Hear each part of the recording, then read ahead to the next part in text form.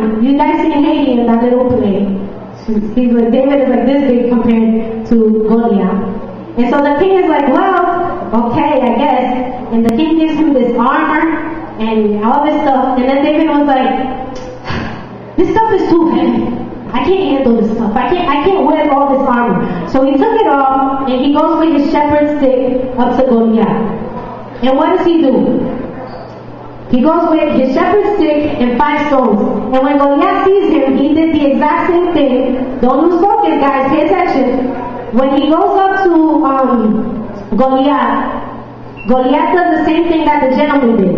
He started laughing and he was like, oh, what are you going to do? Blah, blah, blah, blah, blah. And then David says to him, you come to me. Listen very carefully. David says, you come to me with a sword, a spear, and an axe. And I come to you in the name of our God. So you guys got this? You come to me with a spear, a sword, and an axe, and I come to you with the name of our God. And so he takes out this little piedrita and he uses a slingshot and he like throws it. And it hits him in the head, and then what do you know? The big giant falls and dies. Ta-da! And that's the end of that story. So the Israelites, God used David to beat the unbeatable guy that nobody else could beat. He used the most humble person. After that, David everybody loved him. Everybody was crazy about him. And then people started making fun of him. They started making fun of Saul. They were like, Saul, you killed 1,000 people, but David kills 10,000 people. So he started getting jealous. And he started hating David. And then he started planning to kill David.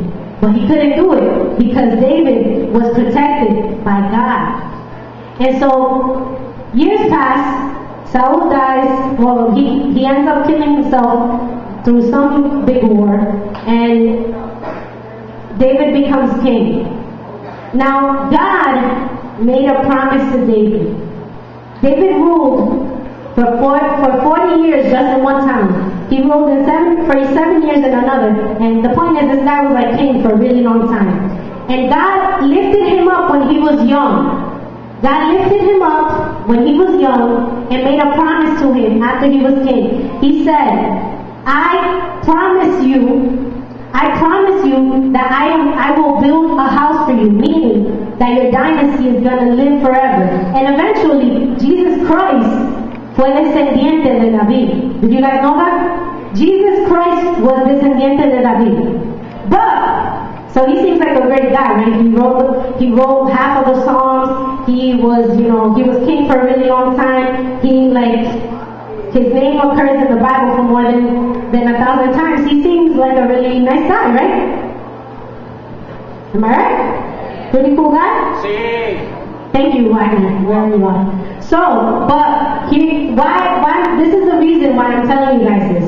Because many times, and listen very carefully, many times we feel that God makes a promise in our life, and we make one mistake, and then we just think, oh, that promise is not there for us anymore. And the reason why I wanted to bring us to the story of David is because many people think about all the great things that David did in his life. But David was also a sinner, just like one of us. While he was king, he woke up one day from his kingly nap, and he saw a woman bathing outside. And he was like, oh my gosh, she's kind of hot. Like, look at her.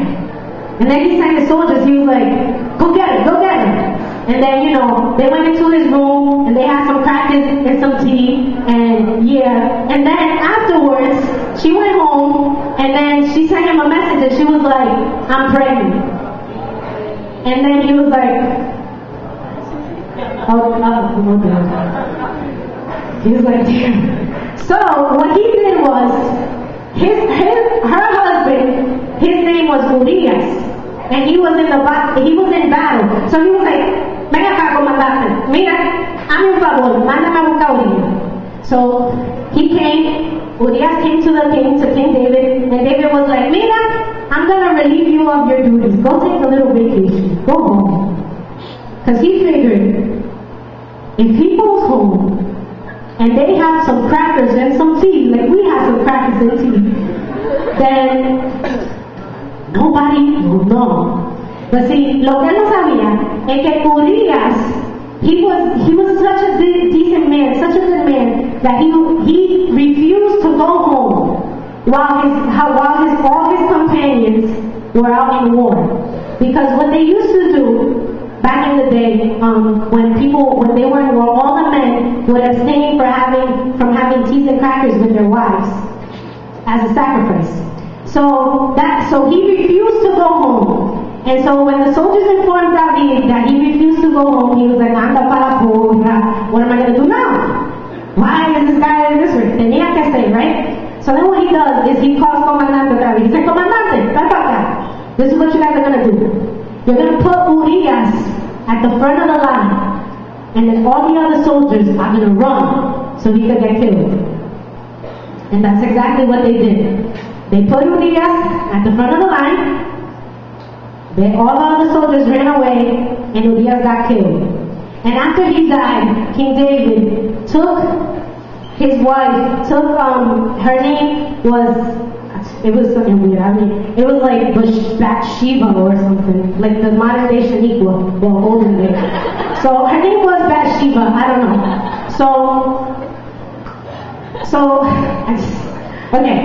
So he took her as his own wife. And when he did that, there was a prophet, his name was Nathan, and he came up to the king and he was like, there was this guy, he told him a little story. There was this guy who had 100 sheep. He lived next to somebody that had 1 sheep. And when a visitor came to the richest man's house, the rich man went over to the poor man's house, stole his sheep, slaughtered it, and gave it to his visitor. And he was like, what do you think about that, David? Huh? What do you think about that? And David was like, he got up, he was all mad. He was like, that man should be killed. I can't believe he did that. He had 100 sheep, blah, blah, blah, blah, blah, blah, blah. And so on and so forth. And then Nathan was like, that's you. That's exactly what you did to the wife of Urias. He had 1. And you had so many because you were king, and you stole his 1. And he was like, and he told them, God is going to punish you for that. But see, the difference between David and us is that David recognized that he sinned right away. He recognized his sin, and what did he do? If you look at Psalm 51 in the Bible, David wrote Psalm 51 immediately after he had spoken to Nathan. He wrote Psalm 51, which is a prayer asking God for forgiveness. He says, my Lord, I have sinned against you. I was wrong. Help me. And then after that, he wrote Psalm 52. And he wrote Psalm 53. And Psalm 54. And Psalm 55. And Psalm 56. And Psalm 57. He wrote all of this as prayer to God. He recognized his sin. And God punished him. God said he was going to punish him, and God punished him. His baby, the first baby that they had together, that baby that came from that adulterous relationship, it died. God struck the baby with sickness, and the baby died. But after that, David returned and asked the Lord for forgiveness. And the Lord blessed him again. Because you see, the Lord had made a promise. And the Lord is not like man. The Lord kept his promise. He said, David, I am going to build you a house, a permanent house. Meaning, your dynasty is going to go on for ages and ages. And David made a mistake. David sinned. David stole another man's wife. David had an adulterous relationship. But after he repented, after he asked God for forgiveness, God blessed him again. Have any of you guys heard of King Solomon? King Solomon was the wisest king of all kings. That was him and Bathsheba's second child.